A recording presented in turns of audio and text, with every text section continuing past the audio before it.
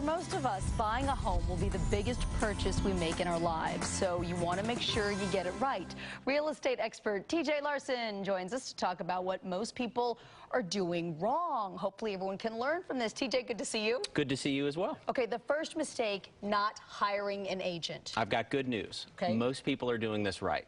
About 85% of the buyers in our area are using a real estate agent for their transaction. So they're starting off on the right road. First thing that I would say is necessary for hiring a real estate agent, the reason that they should not purchase without one, is the prices are all over the place. The market's crazy right now.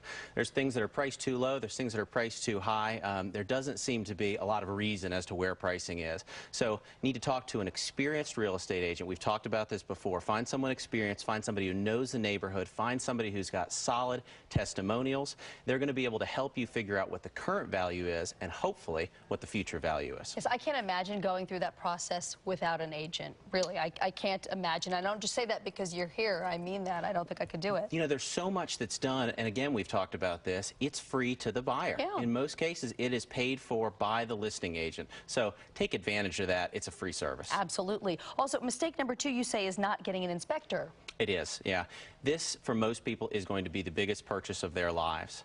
A typical home inspection, we're looking anywhere between $200 and $400 to do a home inspection. Buying a $300,000 property and not being willing to spend $200 to $400, it doesn't make any sense. What's the worst that's going to happen? You're going to find that there's nothing wrong with the house and you wasted $200 to $400.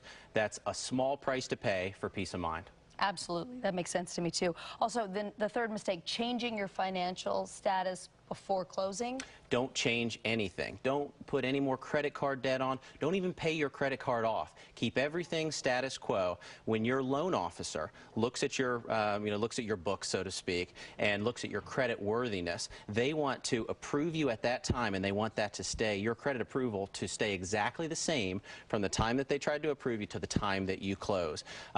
Big mistakes that people make, they'll go out, they'll purchase a car, they'll lease a car. That's going to change your credit worthiness. Keep your job. You know, don't make a change in jobs. If you know that you've got an upcoming change happening, close before you make that change. So keep everything status quo. Okay, also make sure you know the neighborhoods. But if you find a house that you like, spend some time doing some research perhaps on knowing more about the neighborhood. Absolutely. I recommend going out, eating at the local restaurants in that neighborhood, drive by the schools in that neighborhood, places that you would go on an everyday basis. Go to your post office, your commute. Drive from your house in the morning at around the time that you would have the commute. Drive back around 5 o'clock at the normal time you would have the commute. Make sure that you're comfortable. This is a long-term purchase. You need to be comfortable in the neighborhood. That makes sense, too, to feel what it would be like to actually live there. And like you said, try the local restaurants. I like that tip. Also, you see, another mistake is not going back for a second visit. Do people really do that? They don't go back for a second visit? Not as much anymore. Okay. I know, right? But it does stop the impulse buy. And you really want to check this property out at least twice. Now, if you've got a property that has a lot of activity that's going on with it, you may not have time to wait until the next weekend to go to that property. You might want to see it twice in one day. But, check it out after 5 o'clock. If you saw it at noon, go back at 6 o'clock. See what cars are in the driveway. Make sure that you're comfortable with it. I promise you, you will pick up on things that you didn't pick up on the first time. It's just like watching a movie.